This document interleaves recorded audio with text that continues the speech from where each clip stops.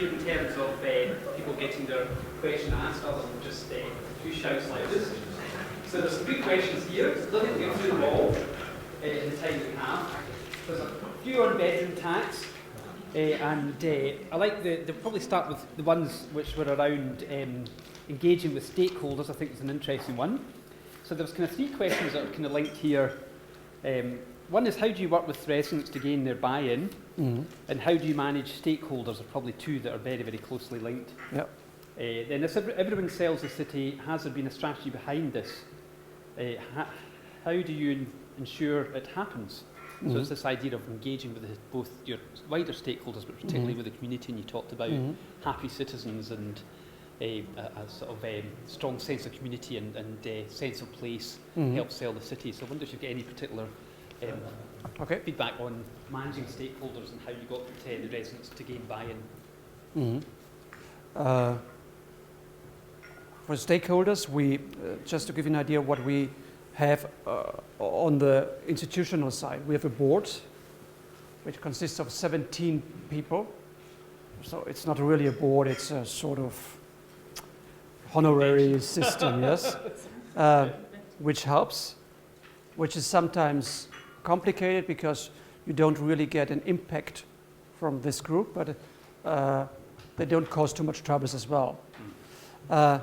Stakeholder management means that you anticipate a lot of things, that you anticipate questions, yet you think a little bit with a brain of a politician, because every decision you make causes a lot of consequences. So that's what we do when we have our constant discussion with politics. We have a strategy group where we bring together the players from the tourism industry on an association level. So hotel association, chamber of commerce, with airport, airlines, and airport.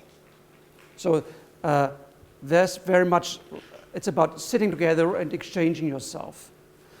We call it, the strategy group is a safe environment. That means whatever is talked in this forum is only in this room. That's very important. So we made the experience that very often, only by bringing the people to talk to each other, many legends can be avoided, which spread, you know. So, you know, what's the situation? Everybody is complaining about taxes, everybody is complaining about airports normally, or everybody is complaining about airlines. So sometimes when you bring together people on an early stage, you can either solve a problem, address a problem in a secured space, or bring away a misunderstanding. So these are the two bodies we have, the strategy group and the board. The board is necessary for our budget. So they have to approve our budgets. And the strategy group is a group we invited to work with. On a more hands-on level, we run the Vienna Experts Club. We founded this club, and it consists actually mainly of receptionists and concierges. So that's a service we offer to the hotel industry. It's a training program for receptionists and concierges. We meet regularly. They have a curriculum which they have to go through. And then we invite them to new attractions or to older attractions which need new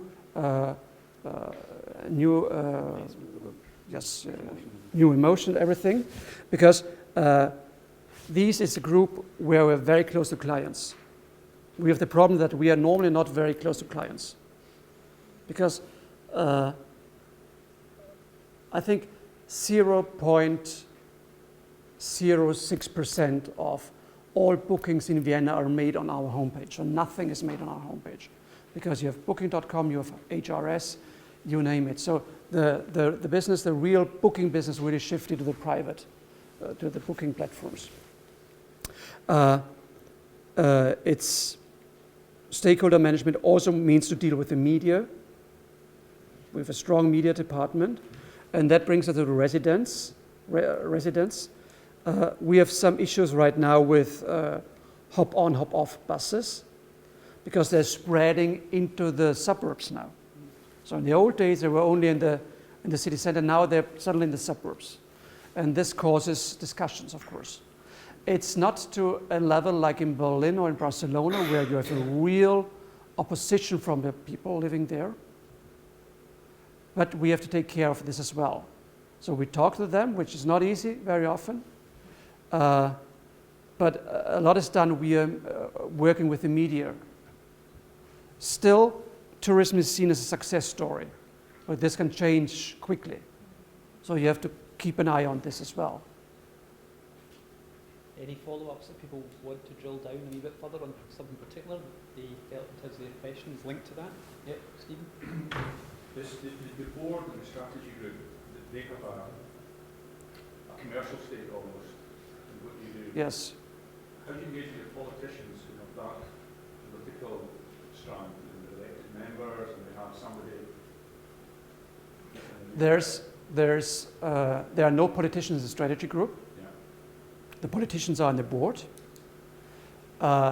And we try to keep, of course, our function as well,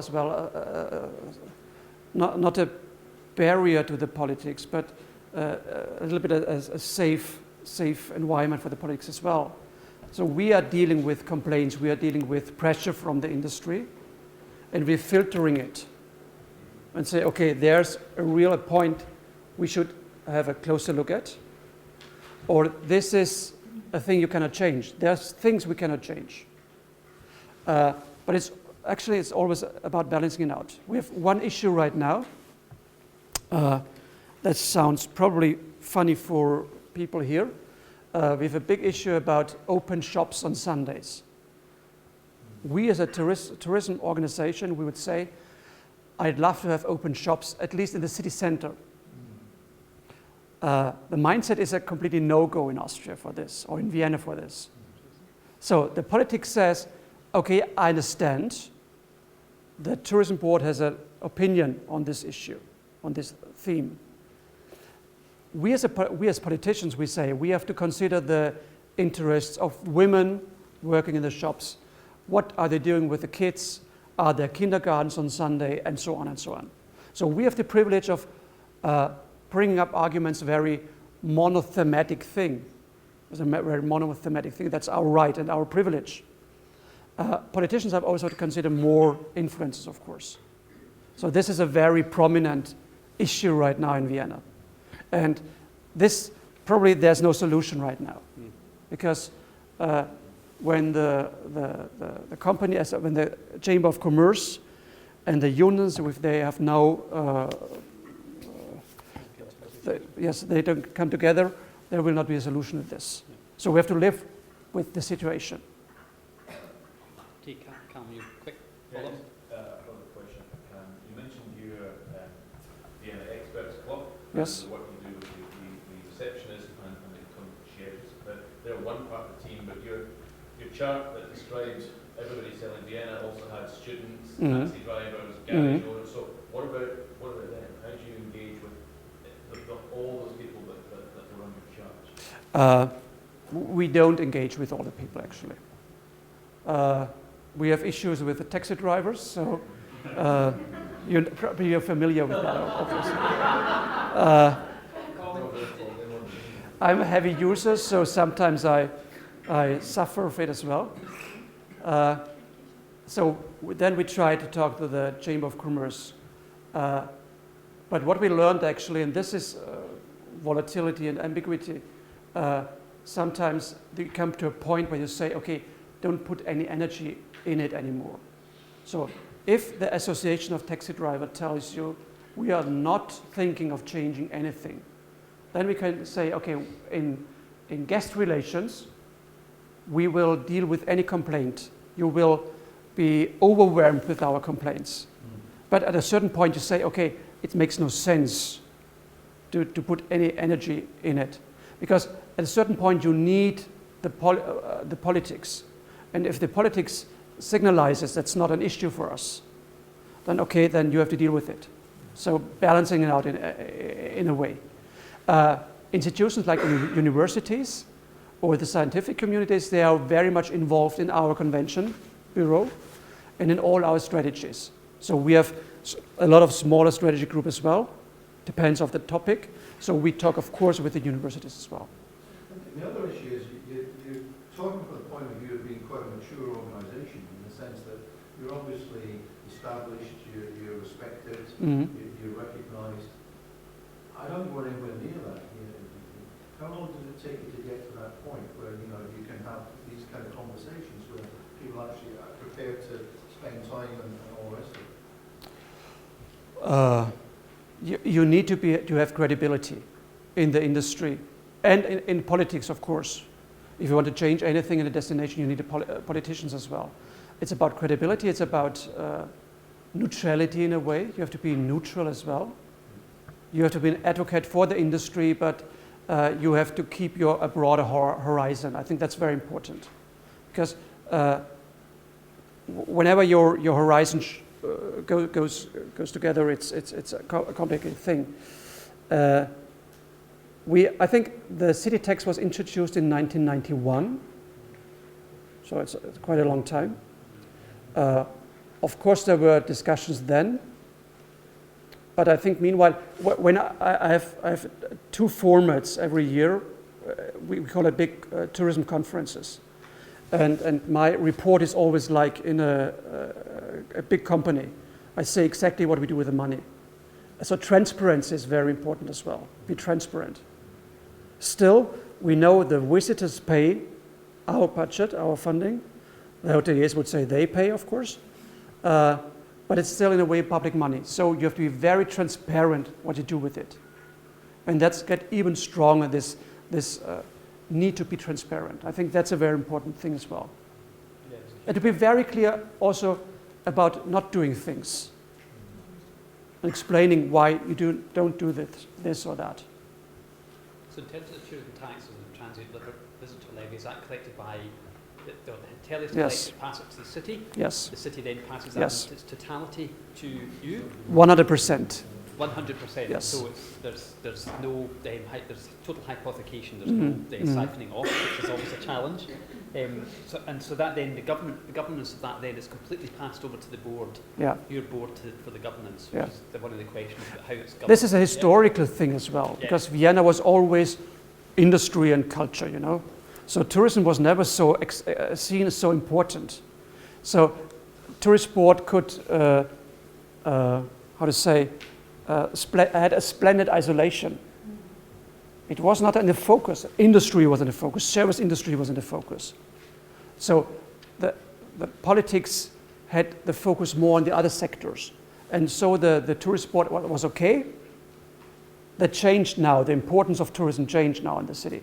But historically, it was completely different. It never played a role like in the Tyrol, where it's the most important thing, That's also a historic thing. So two supplementary stuff. How do you then get other suppliers in the tourism value chain in terms of restaurants, visitor attractions? Do they buy in as well? Do they contribute? Do they pay a membership, or do they just engage with promotional campaigns? That's how you get them sucked into that engagement? No, so they're just not. There are no memberships and no membership fees. No membership fees, right? So that's an interesting one. So it really is driven by the hotel transient visitor levy, the bedroom tax. Can I just ask? Yep. You mentioned hotels. What about bed and breakfast, self-catering apartments, hostels? Uh, Does that all incur a tax as well? Bed and breakfast, they pay. They pay city tax. Airbnb, no. Not yet.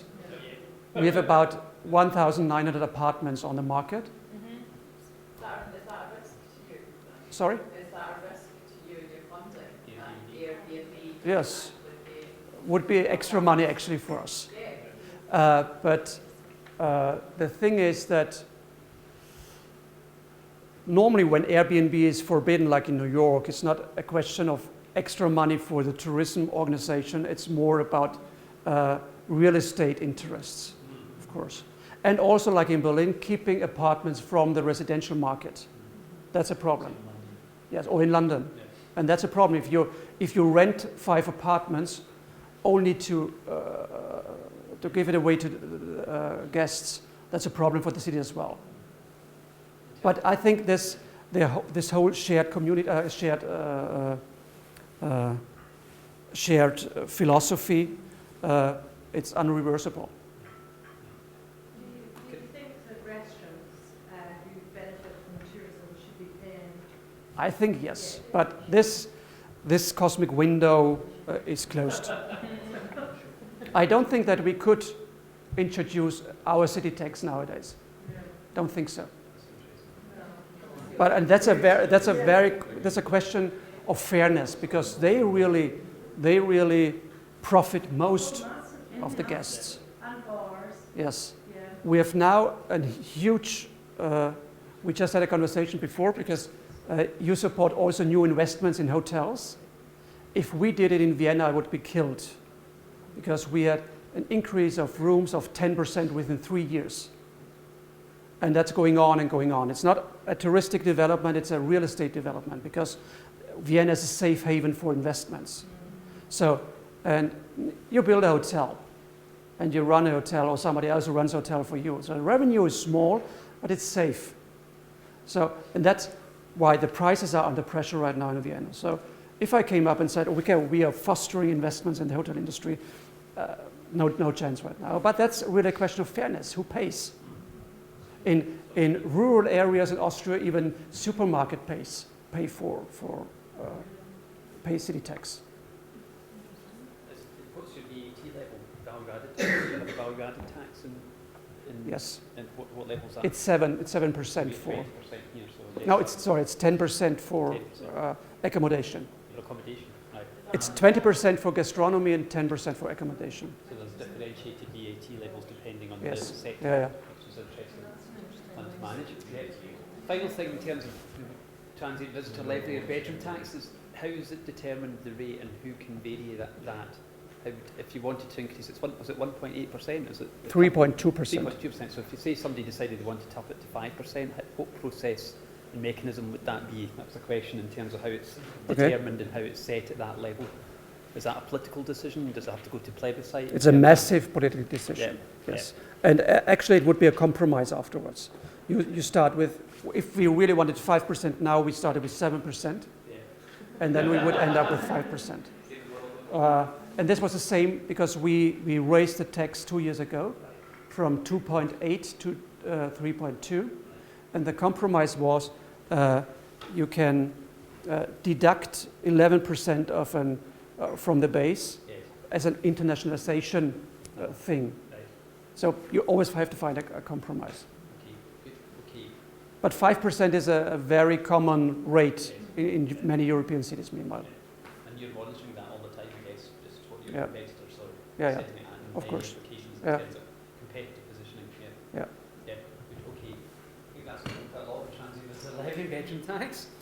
Question here about how has Vienna, what have you done to become #3 convention centre worldwide, which is, I guess, an interesting one. And what events to run? Is that events in terms of, you asked that question, what event to run? Is that business events, or is that events in terms of promotional activities? Promotional activities? Promotional activities, what event to run is a question. Yes, so you know you did your baking thing, you did Yeah. how do you decide? And then the next question we had was, as you're not a membership organisation, you know, do you take some stakeholders, do you take some accommodation providers along with you to engage in that, and do you charge them to attend? How does it work? How do you pay for that model of going out to promote?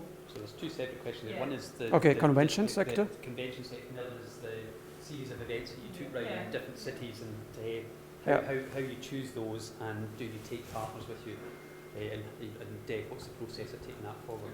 So the Convention Bureau is a department of the Vienna Tourist Board. We don't subsidize conventions like some destinations outside Europe, because we are in Europe and it's forbidden to subsidize.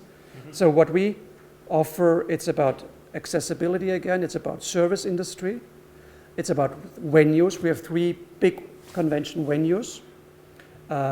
We have, frankly spoken, we have a moderate price situation in the hotel industry, in the hotels. That's important for association. And the nucleus of the success was were the medical conventions, because the Vienna Medical School is worldwide renowned, and they organizing a lot and bring a lot of associations in. And this was a nucleus actually. So it's about accessibility, it's about service quality. We help associations in bids. So because liver association or cancer association, where will take place our next European or worldwide congress.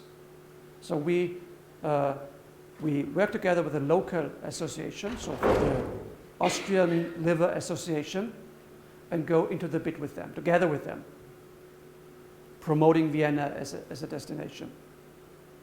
We are strictly neutral. Also, the Convention Bureau is neutral. So when we present Vienna as a destination for events, we always present 3 possible venues, except one venue is completely out of discussion because of the size of the Congress or so. But no membership fees. We help in finding PCOs. So we are in contact with the PCOs on the destination. But also here we are strictly neutral. Do you have a subvention fund? Do you operate a subvention fund in Vienna? No. No. No. We have tiny contributions for events, but not no. And for the events, this is a sector which is, in my opinion, a little bit underdeveloped, because we have so many events coming in a way automatically to a big city. That's not true anymore. So we try now to build up an event board. So where several players in the city work together on a board and defining which is an event which is suitable for Vienna. So we are very much at the beginning of that. So many things happened automatically. So you saw before Eurovision Song Contest, the broadcasting union, they made a sort of pitch. Okay, it was with Innsbruck and Graz. I still don't know whether it was really serious not to do it in Vienna.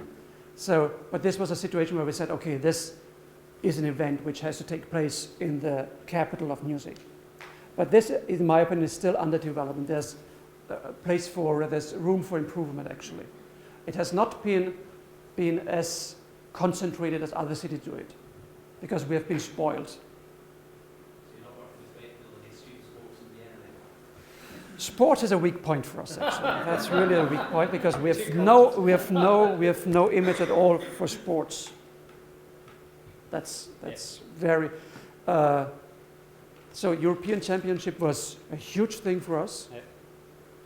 We could prove that we are great hosts, and we can lose in dignity.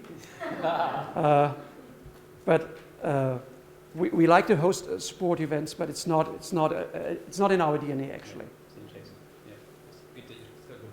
There wasn't quite the question was about the events. Film is very important. Right. Film is very Right. important. Well, that's interesting here. That's Yes. one thing here in Edinburgh as well, and in Scotland.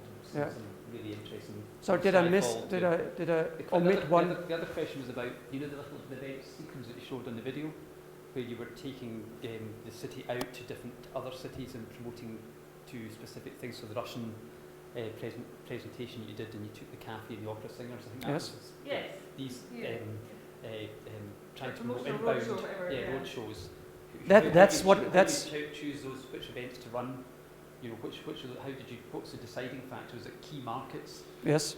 partners that you might work with, and then who do you take in terms of city stakeholders? How do you decide which hotelier to take, or which festival to Venue take, or whatever. Yeah. or which restaurant to take, or coffee shop that's featured in the best sacred talk?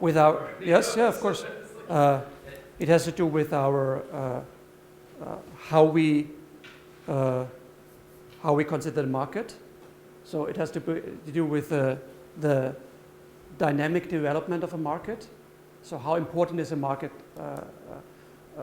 revenue-wise, bad nights-wise, and then which are themes which are suitable for the market.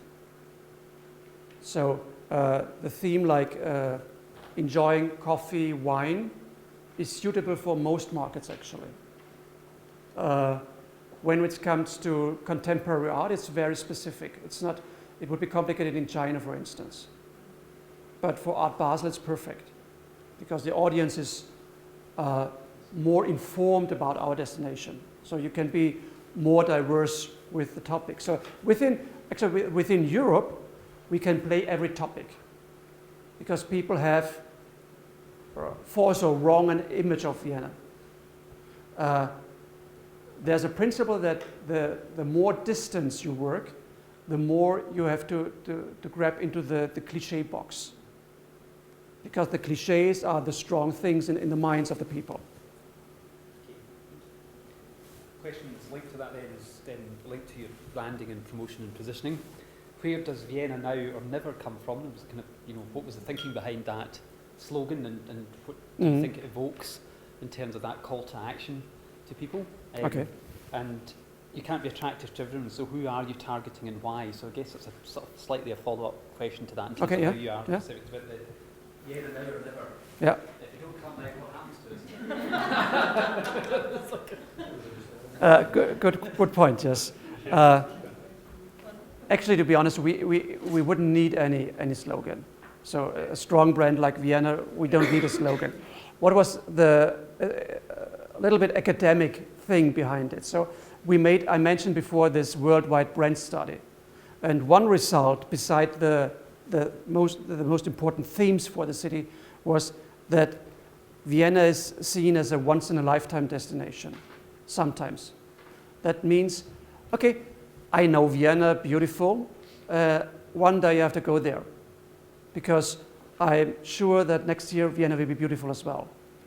So what we wanted to show a little bit, it's about an impulse. There is on 364 days a year, there's a reason to go to Vienna. A little bit academic. I know that there is a discussion, but that sounds very, okay, if you don't come now, you come never. It's not a necessary slogan actually, but this was the idea behind it. It's not a once-in-a-lifetime destination. There's always a reason to come to Vienna. And not only when you are in pension or when you have more time. So you have to be now in the front row. Now you choose Vienna. That was the idea behind it. And the second question was? The second question was who you're targeting and why. So that's kind of, yeah. So you can't be attractive. So in general, not only true for Vienna, in general, city tourists are better educated and have a higher income. For in our case, we know that 80% of our guests have a higher education, 80%, and the average household income is 3,600 euros a month, household income. It's not so bad actually. Not so bad. Household income, when you compare it, in general, it's quite high. So that when we see a very good example, in my opinion, is the LGBT campaign. We have a global LGBT strategy, gay, lesbian, transgender guests. We made a study on this, and we're asking the clients, why you're coming to Vienna? And actually they came for the same reasons like the others came. It's about culture, it's about elegance, it's about civilization, it's about good food, good wine. They don't come because they want to have a 72 hours party. If you can have it, but that's not our asset. So we wouldn't market this because it's a niche thing. But still it's there, but it's not in our focus for that. So we frankly say, you won't get a beer for 90 cents in Vienna. We would say it's as much about choosing your destination, it's still as much about what it says about you as to where you're going. So I'm saying the difference if I said I was going to Vienna or whether I was going to Dublin would have very different connotations of what I was going to be doing when I got there. Yeah. And I think, not saying Dublin off, but you do associate with beer.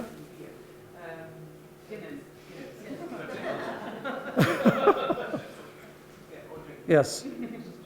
It's not a low-cost destination. And it has nothing to do with arrogance. It's about the DNA of the city. It doesn't work as a low cost. And maybe we have less problems with our residents because of that. Because if you live in a city and you wake up every morning at 3 in the morning because there's a drummer's workshop in front of your house, you're not in favor for tourism, to be honest. So that won't happen. But we don't say don't come. We just say that's what you can expect there. If you want to have, again, back in gay lesbian marketing, if you say you need 3 days eternal party, we'd say, okay, maybe there are better cities for that in Europe. But if you're going to come and say, okay, I want to go to the opera, the theater, I want to have fancy restaurants, great hotels, and maybe afterwards a long party, then it's okay. I was going to say, it's not being apologetic. Sorry? It's not being apologetic No. for what you offer. And I think some cities Yeah. are apologetic. Oh, sorry, no, yes, you're right. We'll lower the prices, anything to get you here kind of thing. It's not authentic anymore. No, I agree. I think you're right. So your season, you're a city destination, so obviously you don't have the same peaks and troughs of seasonality. You're a good combination of business and leisure tourism. So do you think you have a seasonality issue? Do you still have a downside? I mean, here we have a challenge February to March. Primarily, in Edinburgh, it's more challenging in Argyll and the Isles. No, our challenges are January, late January, February, of course, because Nobody to wants be honest, travel in no, Northern Europe. Yeah. there's actually, if you don't have a reason to go into a European city, except maybe Naples or the Greek islands, because having some sun, you won't go there. You need, this is where we, this is a point where we don't succeed at all. So festivals, in all the festivals want to take to be in June, in May, and so on. You know that probably. Yeah. It's so difficult to get a festival in January or in February. Yeah. So Russian Christmas helps us in January, but February is really a weak month for us. Okay. Going back to DNA, and I'm conscious of time, so we'll take this as the last question asked from these, and we'll take maybe a couple of any people who've got some really burning questions. But you're in the home of Dolly the sheep, which was the first cloned mammal in the world, in Edinburgh. So we've talked a lot about DNA. So there's 2 questions here about DNA. One would be very interesting to get your perspective as somebody from outside looking in terms of what you think Edinburgh and I would say Scotland's DNA. We talked about this when we were talking earlier about what you had in your head when you thought about Scotland, which is an interesting thing always to get that from somebody's perspective. And where do you think Vienna's DNA will be, I guess, by 2020 in terms of your strategy? Are you trying to genetically engineer Vienna's DNA to something else? And what is that? Because last year we had people here from Amsterdam Partnership speaking, and they were telling us about the complete repositioning of Amsterdam. They were trying to completely change perceptions and reputation of Amsterdam away from sex and drink and drugs to being the creative capital of Europe and a city of creativity. So I guess I'm wondering if there's any genetic engineering of DNA in Vienna that you're trying to take it somewhere else and what that might be. A destination without sex would die out over there. So that's, that's a very good point. But that's the whole thing about cloning, unfortunately. We all turn into clones, so we don't need to have sex. No, we won't change our DNA. We want, in German we have a saying of self-similarity when you make an evolution, not a revolution. What we said, because we help ourselves in the company when we talk about this DNA thing. So we always say what's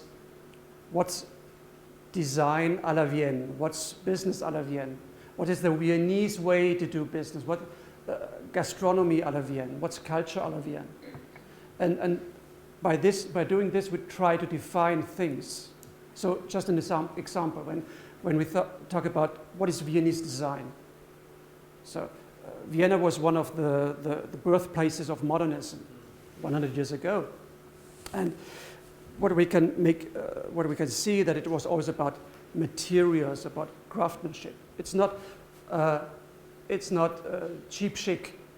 Viennese design is never cheap chic. So, and we can we bring it in every issue, every point, you know. We always say, what is à la Vienne?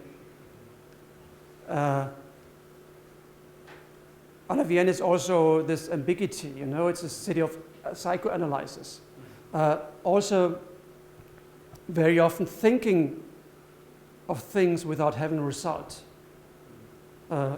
Sometimes that's annoying, but it's how we are, you know. It's about dealing with the dark sides of our history and with the bright sides of our history as well. I would never try to change the DNA of the city. Because because I think on the other side, if I was a resident and I have a tourism manager who goes out in the world and say, we change the image of Vienna completely, I would say, hey, have you talked to me before that? And you have always to consider, what are you giving up? Are you giving up an USP for something every city wants to be or claims to be? We talked about this before. Everything is creative, young, international, wonderful. Yeah? And what did you give up for that? So, and the thing about Scotland. From your perspective, first-time visitor. I'm a first-time visitor. Yeah. It's So how did you get Scotland has definitely an image. It's when I picturize it, it's either Edinburgh, the castle. Yeah. It's the Highlands. It's an elderly lady living in a palace up there in the summertime. Yep, we talked about. It's stubborn. Stubborn, yes, but it's not negative. I don't think that's negative. It's obviously delivering extraordinary visitor experiences, because everybody I know who came here, they said they came back. Yes, friendly people. So what was I told before? The weather, you have to get used to it. Summer destination, of course. Summer destination. The islands. I personally think of the Hebrides, of the music, of the symphony. Yeah. Any other questions that come to people's minds when you've been sitting there? You really want to take Just I want to add, Yeah. but I think that's the thing. How is it done in the Scottish way? Yeah. À l'écossienne. Yes. That's why we say à la Vienne. What is done Yeah. in the Scottish way? What's the typical Scottish thing? Yeah. They've got a great word in Scotland for being stubborn. It's called thrawn. You're a thrawn person, so it's part of our vocabulary in Scotland that you're thrawn. Yeah. You're determined. You've got your own mind. If somebody's got your own mind, I guess, and you're not for moving from it or whatever. So that's So like the Scottish way. So yeah, that's a good way of thinking about it. Any other questions, Paul Knox? Yes. Again, just perhaps back to stakeholders very quickly, a question about a national tourism strategy Yes. in Austria, and Yes. how your local strategy in Vienna reflects the key aspects of that, and stakeholder is how you engage with the National Tourism Authority if there is one. The National Austrian Tourist Office, they run offices in, I think, 15 countries in the world, and they work as agencies for us.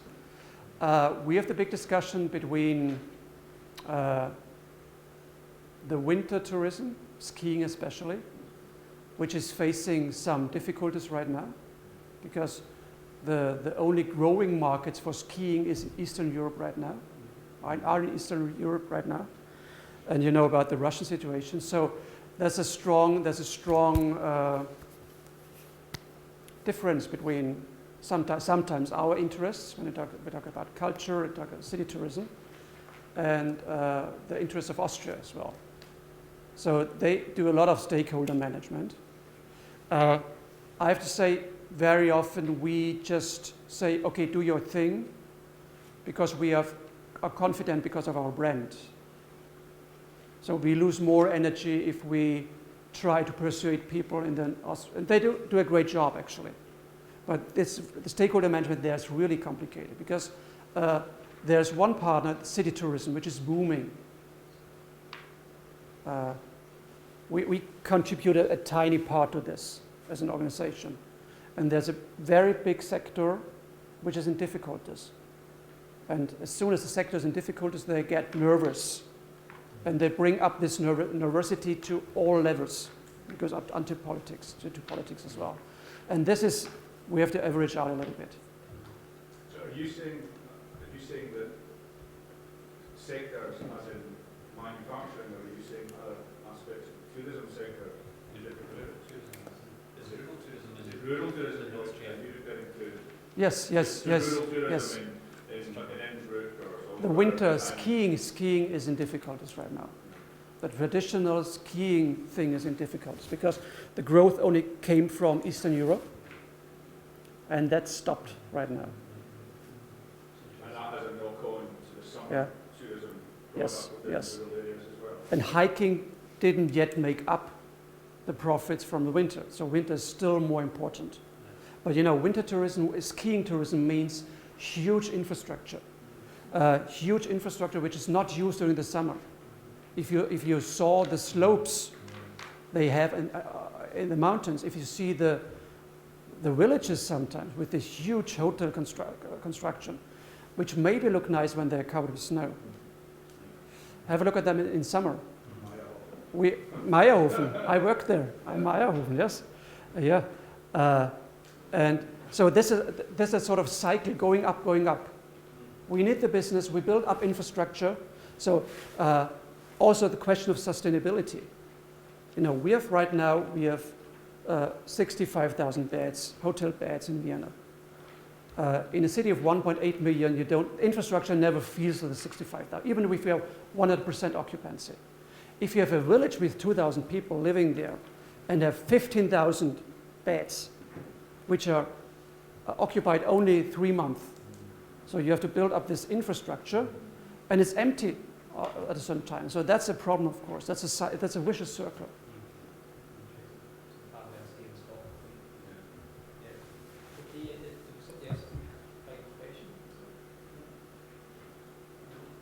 Okay, conscious of time, we're at 45 now, amazingly. Days just flown by.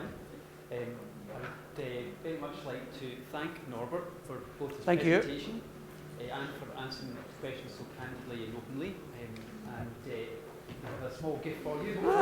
Hopefully you've got more than just hand luggage. Thank you. To remember Edinburgh by. Thank you. So thank you. Thank you. Thank you. Thank you very much. Have a good time.